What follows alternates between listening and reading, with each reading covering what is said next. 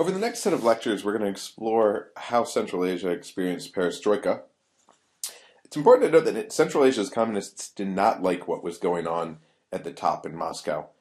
Some because they'd been purged by Gorbachev, obviously, like I mentioned in the last lecture, but others because they saw their hold on power as being very tenuous, made more tenuous by Gorbachev's policy of uskarenia, of speeding up glasnost and perestroika. So what we're going to look at today is how Central Asian communists attempted to thwart perestroika and glasnost, and what prompted the rise of Central Asian intellectuals as a political force in Central Asia. They'd been fairly quiet up until the 1980s, mid to late 1980s. We'll also look at how local communist elites perceived and reacted to the rising opposition and what the weaknesses of these new organizations were. So I want to start with a case study of Kyrgyzstan that highlights much of what you saw in the perestroika period. And later I'll look at the movements that spread around the region. To give you a better idea of what Kyrgyzstan is and was, when Kyrgyzstan was founded back in 1936, ethnic Kyrgyz dominated the mountainous portions, but it was a multi-ethnic republic. The Uzbeks were dominant in the fertile southwest, that Fergana Valley that I keep referring to. The Kazakhs were more prevalent in the northern areas, and there were also other sizable minorities. You had Uyghurs and Dungans, especially in the east.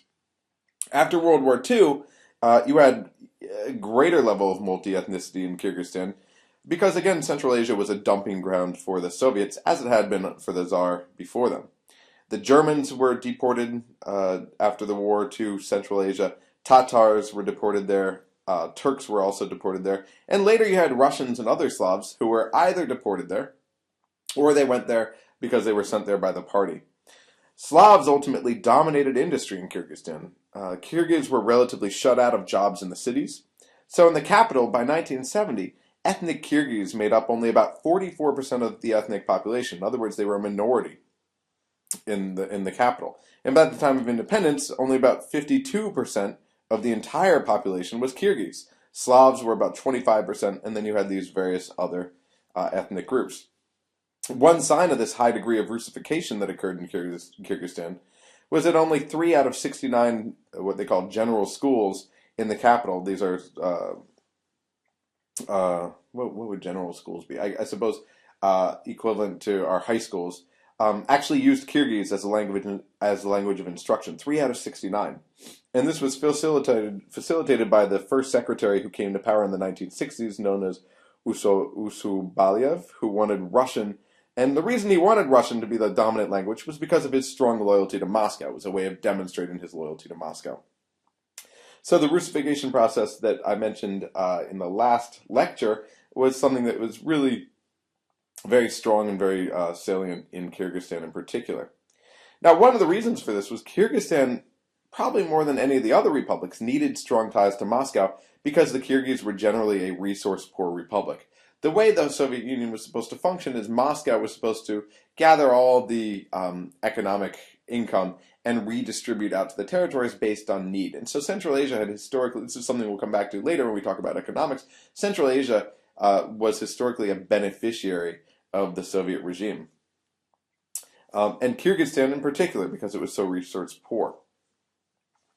But besides this, in return for loyalty on the part of the Kyrgyz, they were also given much control over the local cadre, and this happened all around Central Asia. And so you found many of the titular nationalities in each of the republics in positions of power, so Kyrgyz and Kyrgyzstan. They found this middle ground since they were able to also bring local Slavs into the local corruption and loyalty networks, especially in the 1970s when these were going on. So the Slavs mingled very well with the Kyrgyz from a rulership perspective. Now, of course, in the early 1980s, Andropov comes to power after Brezhnev dies, and then Gorbachev later in the 1980s. And at this point, under Gorbachev, Usubaliev is forced out, and within a couple of years of perestroika, about 80% of the party apparatus had been purged by Moscow. A very high level, 80% of the party apparatus. And they were replaced with more non-Kyrgyz, but also younger specialists, rather than functionaries per se. So one of these, the first secretary was actually a Kyrgyz national named Masalyev, and he came to power on an anti-corruption drive, because that's convenient, right? Get rid of your enemies. But soon he sought to stall perestroika. The KGB-led press campaign against him showed him that he should have thought twice about this. It attacked his choice of local cadre, it attacked his policies, and Mausaliev, for his part, decided to turn that into an attack not against him and his policies and his cadre, but against the Kyrgyz more generally. So he tried to turn it into a nationalist calling, an attack on Kyrgyzstan, and he simultaneously sought to support conservatives in Moscow. So he was playing this sort of dual game, trying to play up nationalism at home, but also focusing on getting the support of conservatives in Moscow, the reactionaries who I talked about, who were not in favor of Gorbachev's program. This was known as the Dirty War down here. So once Glasnost really kicks in, by March of 1989, the USSR had its first elections to the Congress of People's Deputies, this big sort of parliamentish thing, which didn't really have teeth, but was there. These were the first elections. There had always been elections, but these were the first contested elections, and they were no longer party controlled. They were open to everybody. Kyrgyz authorities, as in the rest of Central Asia, sought to limit the opposition, though. And these were some of the tricks that they used. And many of these tricks you'll find still being used today. So the nomination process, in order to be nominated, in order to run, you had to be nominated. And the Kyrgyz decided you had to come from workplace, the nominations had to come from workplace collectives, where the Communist Party had the most pull, except in a few types of workplaces, white collar in particular, which were a minority. So the nomination process really gave strength to the communist candidates over other potential rivals. They also required pre-election meetings of the candidates, where the communist apparatus could filter out those they didn't like. So it was a narrowing down process where all the collectives showed their nominations, and then, for quote-unquote space reasons, some of them from each region had to be dropped. And there was a general vote, which was usually disadvantageous to independents who tended to have very localized support and be a minority within these meetings. So again, it strengthened the communists. There was public financing for this, only public financing, but again, this was reserved only for the Communist Party. So, for example, you had people like dentists and gynecologists, these were two particular attempts, who were giving services for free in order to gain support for their candidacies in these towns in Kyrgyzstan. You had a tire plant director, another example, who sold scarce tires to the local population, something that was much appreciated, in order to gain support from the population. But these were very localized, face-to-face sort of politics efforts.